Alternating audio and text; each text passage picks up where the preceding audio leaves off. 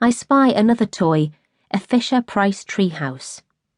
The top of the tree pushes down and hides the house, but when you pop it up, there's the kitchen and fold downstairs. A little brown door with a round hole cut out that goes up and down from the bottom of the tree. There's even a doggy kennel outside and a swing. I go over and put the little boy with yellow hair on the swing, give it a little push, and look up at Mam to check she's watching me play. She's humming to herself as she sits on the hard waiting room chair. I can tell she's humming because her lips are closed tight, her foot taps up and down, and every so often I notice her chest heaving as she takes another deep breath in to exhale slowly through her nose. If Julie were here, she'd be dancing around now.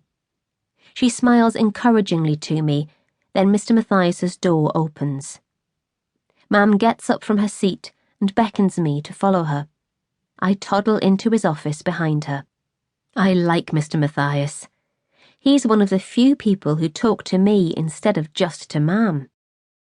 Ever since we left the hospital a few weeks ago, after the marble test, I've noticed that some people don't speak to me so much anymore. Perhaps they wonder what the point is if I can't hear them. Not Mum and Dad, Grandad, Julie or friends, mostly strangers who might have heard word on the Chowdene estate and spot Mam out pushing me in my buggy. My deaf diagnosis hasn't changed anything for Mam though. She reads and sings and talks to me like she always did. Only this morning, as we went to the bus stop, she was singing nursery rhymes to me all the way. I can tell which one it is by the way she swings her arm, or the rhythm that she skips with her hand in mine. I skip happily alongside her, singing away in time. I can't hear her voice or mine, but we're happy in those moments, in our little song together.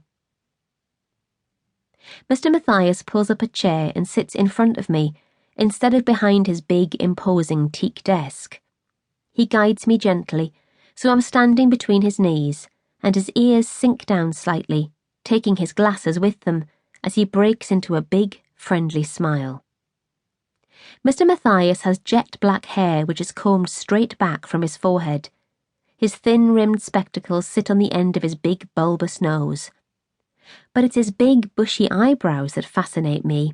I can hardly drag my eyes away from them to his lips as they dance like two furry black caterpillars as he begins to talk. He's telling me he's going to take a mould for my hearing aids today. He looks happy too, and his bushy eyebrows fly up and down as he explains how he's going to do it. He shows me the tub he's going to scoop gooey putty from. I sit down on the chair while he gets up to get the rest of his equipment. Mam smiles enthusiastically from her chair, chatting occasionally to Mr. Matthias as he goes about preparing the putty. He mixes it with a little red dye, then carefully scoops the putty into a big, fat plastic syringe. He looks like he's about to ice a gigantic cake. Then very gently, he moves my hair back and slowly and precisely pushes the putty out of the syringe and around the top of my ear. The warm mixture tickles as it oozes into every tiny crease, and I giggle and squirm. Mam taps my knee, so I look at her to lip read.